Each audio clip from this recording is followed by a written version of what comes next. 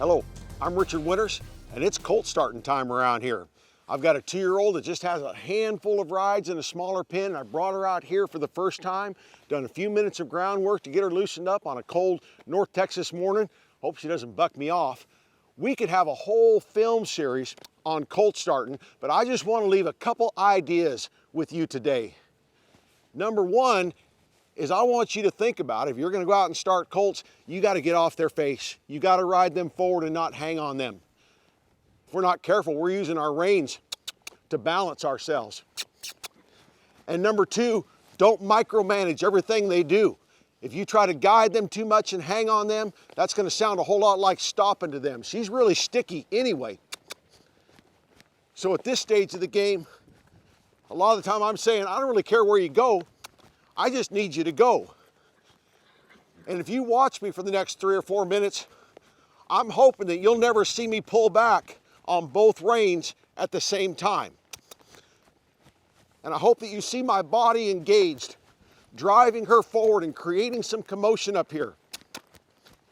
And not trying to do perfect circles, not worried about if she drops her shoulder. It's like, babe, just go forward. Again, not so concerned about where she goes. I just need her to go. This fence is helping her. She's got to go around this corner. And rather than kick, kick, kick, you see me bring up some life, chirp to her, use the end of my rein, and drive her forward. Really loose reins. Don't hang on her. Got to stay off their face. But those are the two most common mistakes I will see the novice colt starter make. Is they're pulling on both reins too much, and they're trying to guide them too much. Each subsequent ride, I will be more specific in how I guide her. But right now, just move your feet. I'm just riding her in a simple loping hackamore today, very similar to the halter that she was used to with the groundwork, just guiding her around, still saving that mouth. While there might be some times right now where things get out of hand and I have to pull when I really don't want to, the fact that I'm not in her mouth with a bit, I like that. There, just finding a little more life.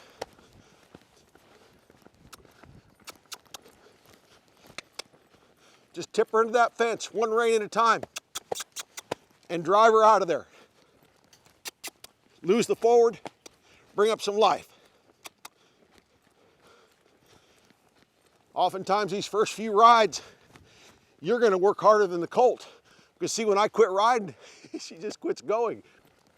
This is what it takes to ride them forward and get them going. You bring up that life and say, hey, let's go somewhere. Suggest with my legs, and then create some commotion up here. A lot of times this rein is not even hitting her, it's just beating up my saddle. Tip her off there to the left. Let's move your feet.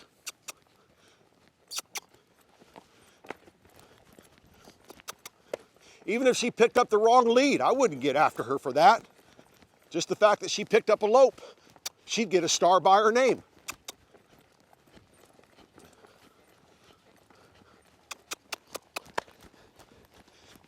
And then I'll just get quiet and quit riding. Why pull back on the reins if she might stop on her own anyway?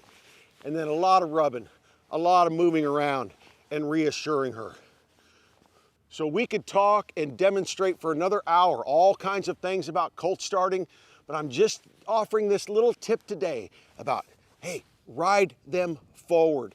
Don't pull back on both reins. It's such a conflict in their mind because they're already so sticky and can't move forward.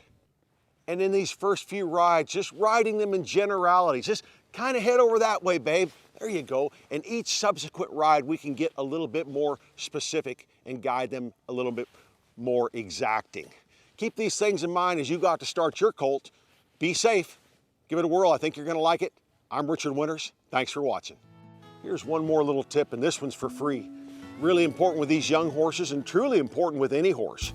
when I get ready to step off, whether it's the left or the right-hand side, if I'm gonna step off the left, take this left foot and back that toe out of that stirrup so that when you step down, if she should jump or booger or you would lose your balance, that foot always comes out. I've seen people literally have to wiggle the stirrup to get their foot out of there. That's not gonna work, especially if you're playing with colts. It's just a little thing, but I tell you what, it'll make a big difference.